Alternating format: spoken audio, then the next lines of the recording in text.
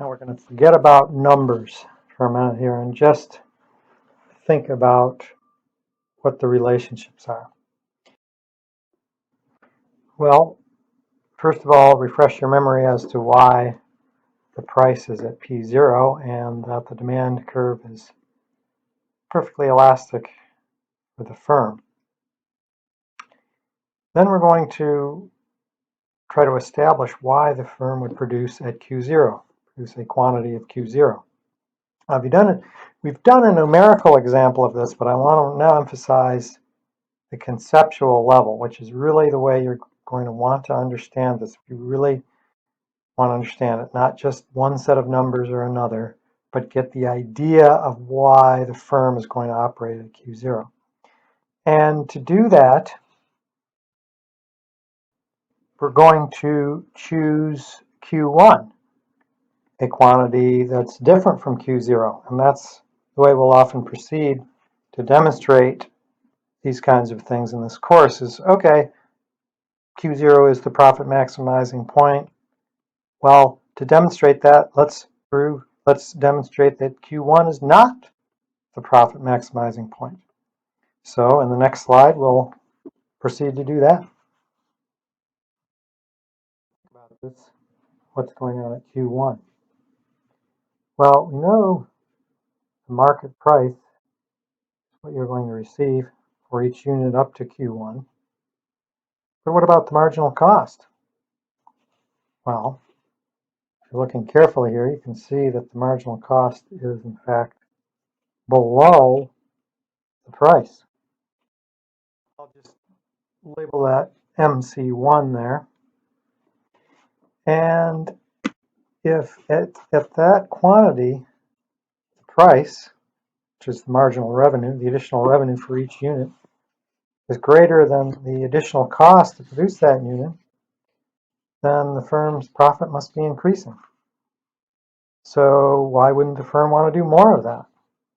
So, in fact, they would, and that means that they would push output to the right, a little greater than Q1.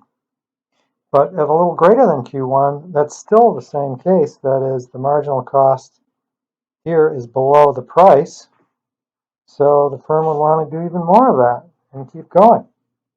So as long as the price up here is greater than marginal cost, that is, the additional revenue is greater than the additional costs to produce that unit, then the firm's going to maximize profit, going to increase profit by producing more.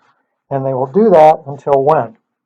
Well, by now, I think it'll be clear that once they get to Q0, that will be the maximum profit. If they go beyond that, then that will not be profit maximizing. And the next slide will show that. I'm going to go through this more quickly because we've done the case where Q is less than Q0. And this will just be kind of the mirror image of that. Now we have Q2 and marginal cost MC2. Here the additional cost is greater than the additional revenue at P0 to produce Q2. That is, this is the additional revenue for unit Q2. This is the additional cost or the marginal cost.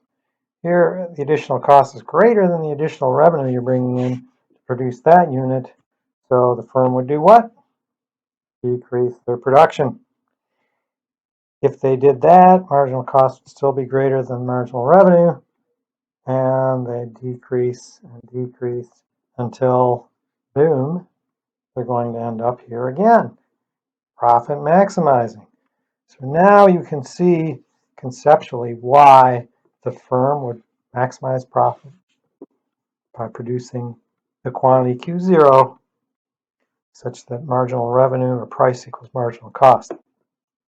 And I want you to, of course, review why it is that they are locked into P0 and can't really change that, but they can change the quantity. And so you have all that together. You know what the firm's choice will be.